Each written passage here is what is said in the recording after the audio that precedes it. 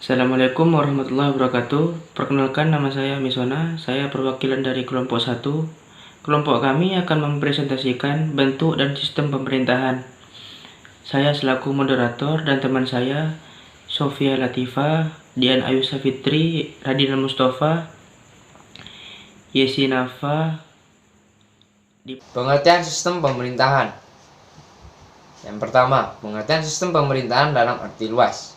Sistem pemerintahan adalah sebuah sistem yang menjaga kestabilan masyarakat dan menjaga tingkah laku kaum mayoritas maupun minoritas.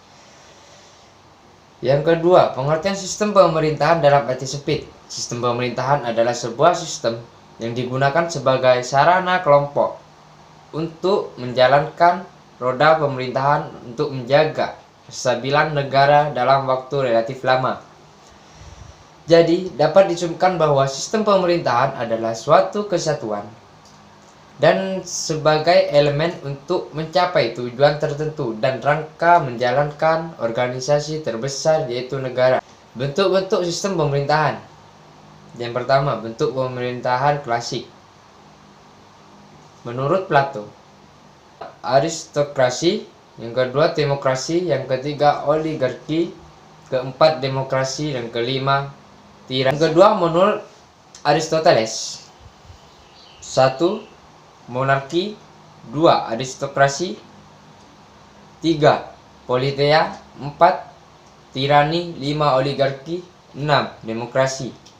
Yang ketiga menurut Polybius, bentuk pemerintahan menurut Polybius adalah monarki, tirani, aristokrasi, oligarki, demokrasi, dan aklarasi pemerintah.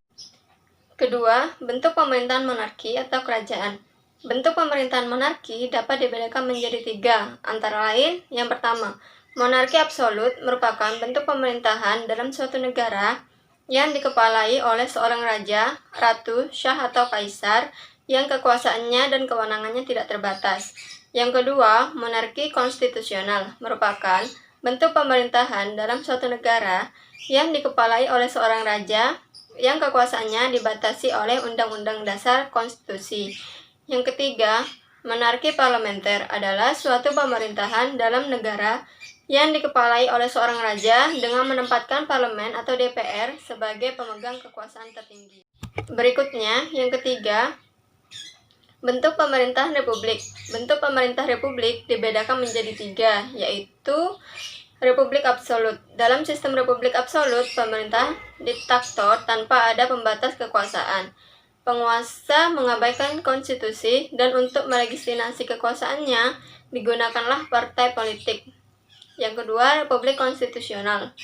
Dalam sistem republik konstitusional, presiden sebagai kepala pemerintahan, namun kekuasaan presiden dibatasi oleh konstitusi, pengawasan yang efektif dilakukan oleh parlemen. Yang ketiga, republik parlementer. Dalam sistem republik ini, presiden sebagai kepala negara, sedangkan kepala pemerintahan berada di tangan Perdana Menteri yang bertanggung jawab kepada parlemen.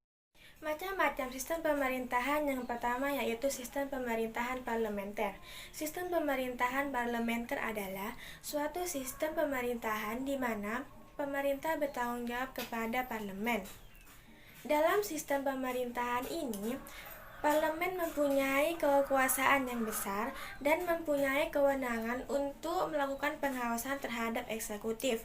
Menteri dan Perdana Menteri bertanggung jawab kepada parlemen. Ciri-ciri sistem pemerintahan parlementer yaitu yang pertama, pemerintah parlemen didasarkan pada prinsip pembagian kekuasaan. Kedua, kepala negara dijabat oleh ratu atau raja. Ketiga, eksekutif dipilih oleh kepala pemerintahan dengan persetujuan legislatif. Keempat, adanya tanggung jawab yang saling menguntungkan antara legislatif dengan eksekutif. Kelima, hak prerogatif berada di tangan Perdana Menteri. Berikutnya yaitu kelebihan dan kekurangan sistem pemerintahan parlementer.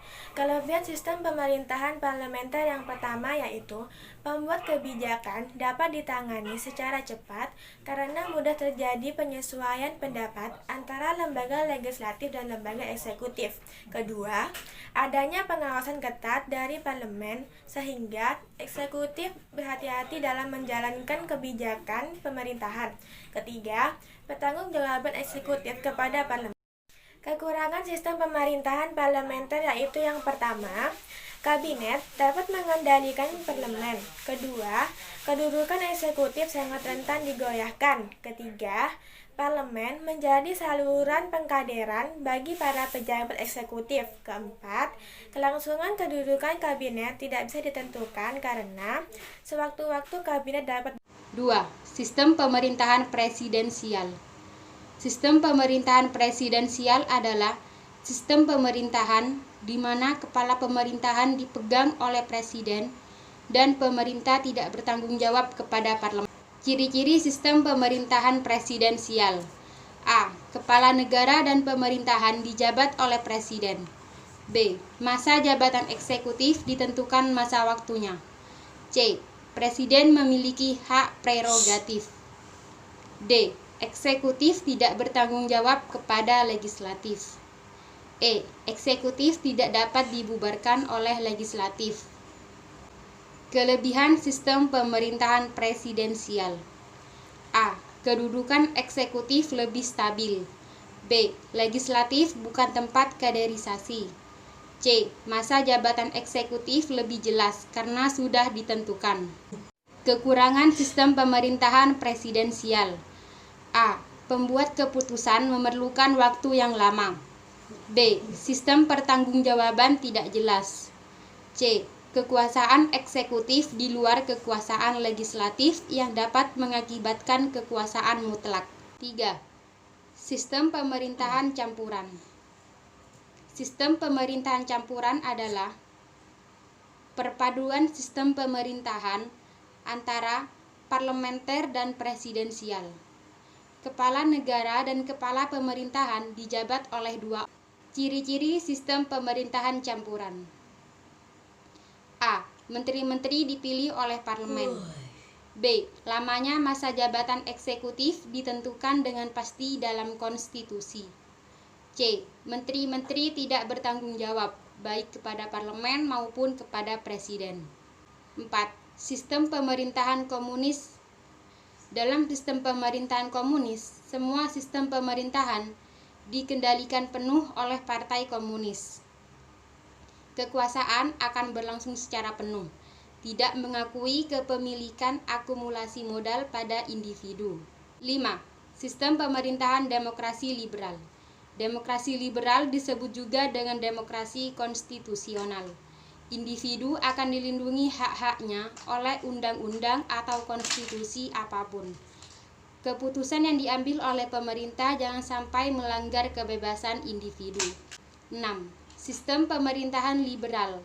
Liberal artinya bebas, berarti bebas dalam segala hal, persamaan hak-hak dan berpolitik. Sistem liberal ini sangat menentang keras adanya pembatasan yang dilakukan oleh pemerintah dan agama. Demikian presentasi dari kelompok kami, kurang lebihnya mohon maaf. Assalamualaikum warahmatullahi wabarakatuh.